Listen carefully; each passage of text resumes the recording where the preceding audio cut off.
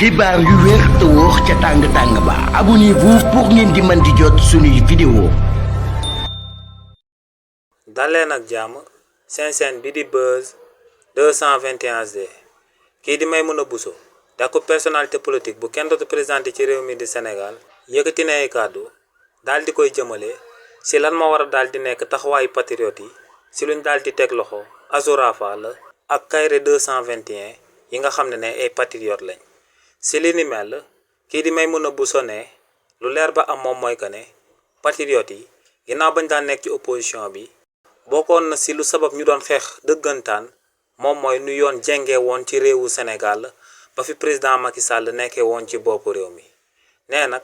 sëgëm daal dinañu ñëw ci boppu réew mi ñoom patriote yi ñu daal di jàppalu ay patriote yi nga xam ne liñ daan amal kenn mënu koo rafetlu kenn mënut a taxaw daal di leen di défendre ndax dañoo daal di saaga te saaga amul place am ci ëtt politique bi ne bu yoon defee liggéeyam daal di jàppalu ñaar si ñoom ne patriote yi seen taxawaay warta nekk ñuy ngàññ justice su réewu Sénégal wala ñuy am lu leen di métti waaye ne patriote yi dañoo war a daal di savourer victoire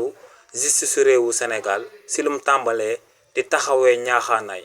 nee nag si luñ jàppalu kii di Azoura Fall ak luñ daal di teg loxo kii di Kairé 221 ne en tant que patriote loolee mënta daal di neex benn patriote waaye nag ne ci kanamu yoon que mu nekk Azoura Fall que mu nekk Kairé 221 wala mu daal di nekk aku beneen patriote ne nu ñu war a traité patriote yi noonee lañ war a daal di traité ku nekk patriote daal di bokk ci beneen parti politique ci réew mi di Sénégal nee nag buñ demee ba justice daal di am taxawaay boobee ne patriote yi lu leen war moom mooy ñu daal di jug daal di koy rafetlu daal di koy tàccu waaye ne waruñoo am benn yoon lu leen si daal di métti. xibaar yu wér te wóor ca tàng ba abonnez-vous pour ngeen di mën di jot suñuy vidéo.